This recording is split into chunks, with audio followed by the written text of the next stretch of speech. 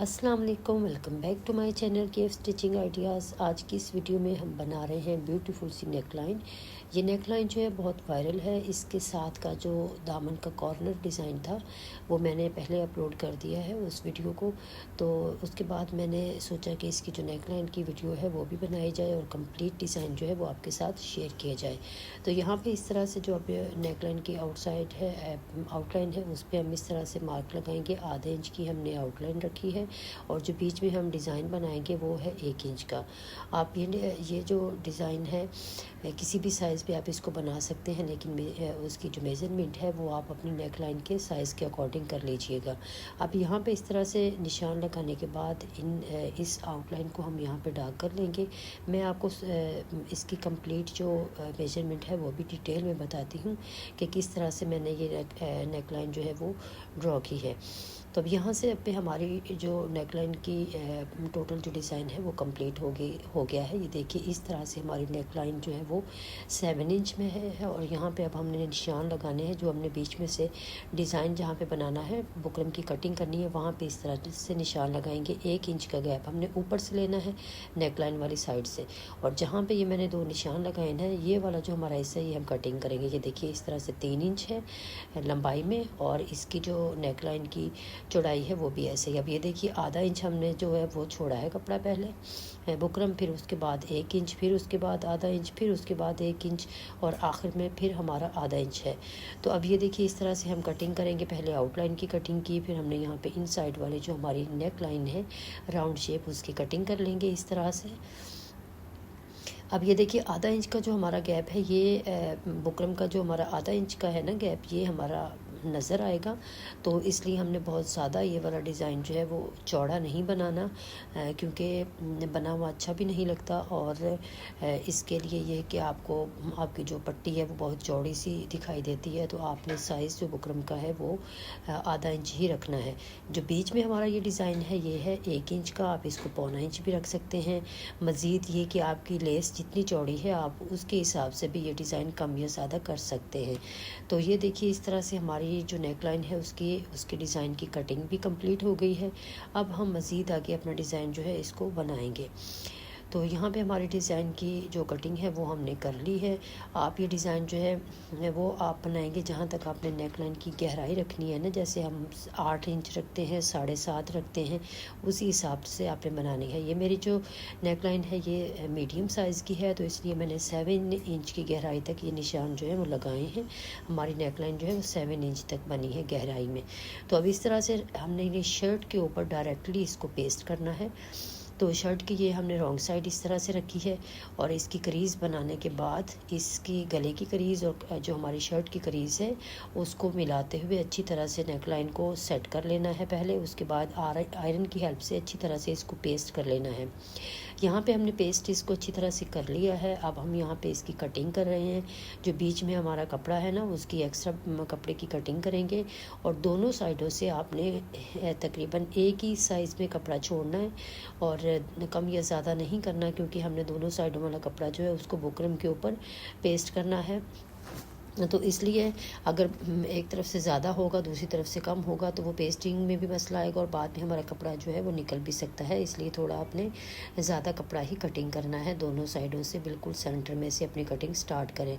अब इसके बाद कटिंग के बाद हमने यहाँ पे फैब्रिक ग्लू को लगा लेना है अच्छी तरह से। पूरी नेकलाइन पे इस तरह से फैब्रिक ग्लू लगा लेंगे और उसके बाद हमने ये कपड़ा जो है इसकी कटिंग जिसकी हमने की है इसमें राउंड शेप जहाँ पे हमारी होती है वहाँ पे आपने कट्स भी लगा लेने हैं।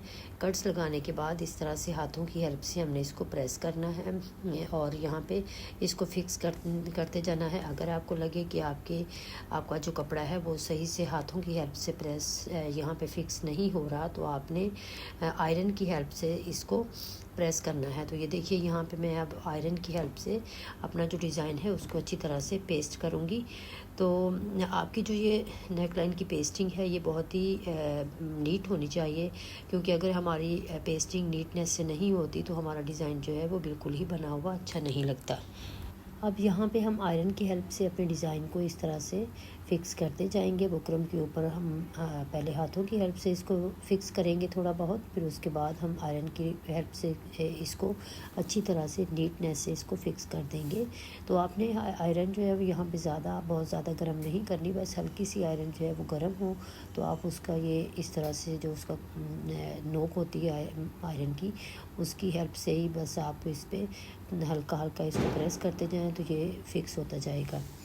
अब इसी तरह से हमने सारा जो हमारा डिज़ाइन है उस पर पहले हाथों की हेल्प से हमने कपड़े को इस तरह से फ़ोल्ड किया, फिर उसके बाद हमने इसके ऊपर आयरन कर दिया और यहाँ पे हमारा डिज़ाइन जो है वो कंप्लीट हो जाएगा ऑलमोस्ट। तो यहाँ तक अगर आप मेरी वीडियोस देख रहे हैं तो प्लीज़ विज़िट माय चैनल। मैंने अपने चैनल पे बहुत अच्छी अच्छी वीडियोस अपलोड कर रखी हैं। इसमें नेक लाइन्स हैं, दामन के डिज़ाइन हैं और ट्राउज़र के डिज़ाइन हैं, स्लीव्स के डिज़ाइन हैं।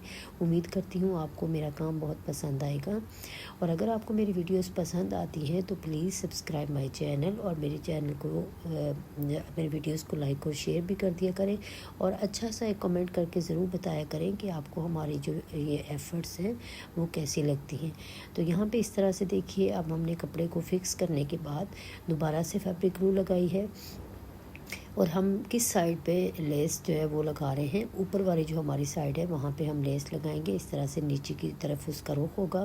तो ये जो हमारा बीच में डिज़ाइन बना हुआ था उसमें हमने इस तरह से कॉर्नर से अपनी लेस जो है उसको स्टार्ट करना है। आप यहाँ पे हल्का सा पीस जो है वो कटिंग करके लेस का लगा दें कोने में, फिर उसके बाद हमने राउंड शेप में इस तरह से लेस जो है उसको घुमा के लगाना है।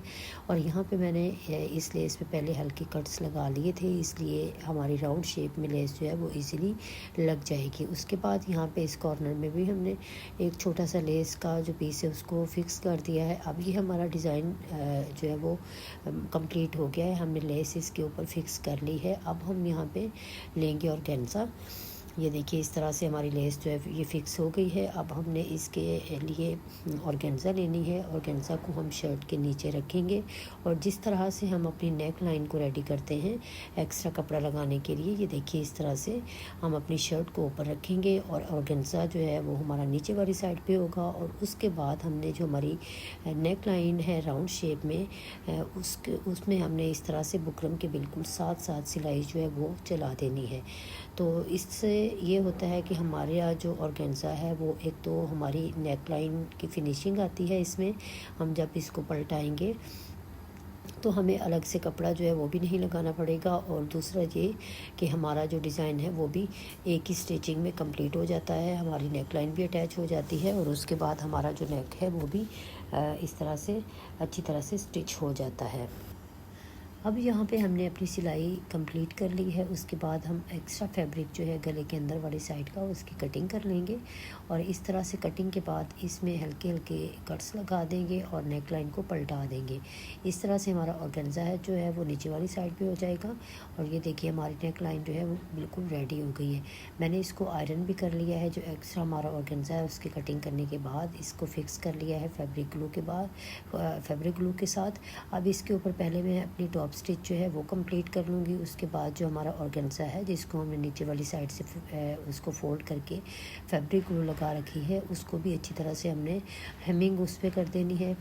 जिस तरह से हम एक्स्ट्रा कपड़ा जो है उसकी करते हैं सेम इसी तरह से आपने बिल्कुल ऑर्गेन्जा को ऐसे ही नहीं छोड़ना, इससे ये चुभता भी है और ख़राब भी हो जाता है। तो आपने इसकी हेमिंग जो है वो ज़रूर करनी है। अब यहाँ पे मैं टॉप स्टिच कर रही हूँ तो स्टिचिंग जो है वो जैसे मैं आपको पहले भी बताती हूँ कि जब भी आप टॉप स्टिच कर रहे हो तो आपकी सिलाई जो है वो नीट होनी चाहिए। यहाँ पे बखिया मशीन का थोड़ा सा बड़ा करेंगे क्योंकि हम लेस भी लगा रहे हैं तो हमारा टांका जो है वो अच्छा आना चाहिए। अब इसी तरह से पूरी नेक लाइन में हमने अपनी जो स्टिचिंग है वो कंप्लीट कर लेनी है। तो यहाँ पे हमारा जो डिज़ाइन है वो ऑलमोस्ट रेडी हो चुका है। अब हम इसके ऊपर मज़ीद एम्बेलिश भी इसको करेंगे। तो यहाँ पे ये देखिए इस तरह से हमारी जो स्टिचिंग है वो कितनी स्मूथली हम इसको स्टिच कर रहे हैं। तो इस तरह से पहले हमने एक डिज़ाइन में अपनी सिलाई कंप्लीट करनी है। उसके बाद हम जो हमारा दूसरा डिज़ाइन है वहाँ पे भी हम अपनी सिलाई को कंप्लीट करेंगे। यहाँ पे इस तरह से कॉर्नर से भी और जहाँ से सिलाई को स्टार्ट किया था बिल्कुल वहीं पे हम इसको ख़त्म करेंगे। अब सेम हमने इसी तरीके से दूसरा जो हमारा डिज़ाइन है उसके ऊपर भी टॉप स्टिच को कंप्लीट कर लिया है। यहाँ पे हम अपना धागा जो है उसको कट कर लेंगे। तो इसके बाद अब हमारा जो नेकलाइन है वो रेडी हो चुका है। आप चाहें तो आप इसको इसी तरह से सिंपल भी रख सकते हैं, लेकिन मैं इसके ऊपर मज़ीद पर्ल्स वगैरह जो है वो अटैच करूँगी। तो ये देखिए जी, ये है इसकी फ़ाइनल लुक।